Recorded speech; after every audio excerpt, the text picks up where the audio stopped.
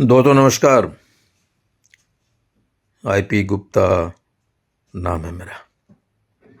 आज बिहार के शिक्षा मंत्री माननीय श्री सुनील कुमार जी ने एक प्रेस कॉन्फ्रेंस की और शिक्षा विभाग के द्वारा किए गए बिहार के कामों को वो मीडिया के सामने रख रहे थे। उसमें उन्होंने एक आज सफ़ेद झूठ बोल दी। उन्होंने कहा कि जो ड्रॉप आउट है स्कूल्स में वो 1% से कम हो गया। अब उन्होंने ये नहीं कहा कि प्राइमरी क्लास की ड्रॉप आउट्स की बात कर रहे थे वो, या फिर अपर प्राइमरी की या सेकेंडरी क्लास की बात कर रहे थे वो, लेकिन ये एक सफ़ेद झूठ है। अगर वो सही बोल रहे थे तो फिर दिनांक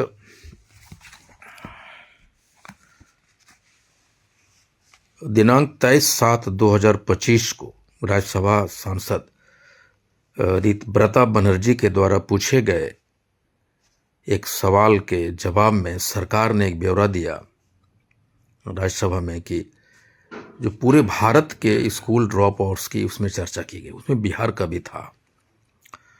तो उन्होंने पूरा चर्चा दिया है कि 2021-22 में जो प्राइमरी एजुकेशन है, जिसमें क्लास 1 से 5 तक की पढ़ाई होती है, उसका ड्रॉप आउट 0% था।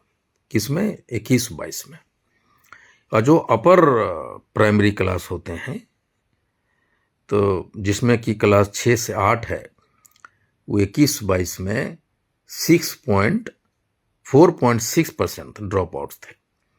और सेकेंडरी में जिसमें क्लास 9 to 10 की पढ़ाई होती है सेकेंडरी में, उसमें 20.5% था। और फिर यही दर 22-23 में प्राइमरी में 10.7% बढ़ जाता है और अपर प्राइमरी में 15.8% और सेकेंडरी में 29.5% ड्रॉप आउट्स होते हैं परसेंटेज।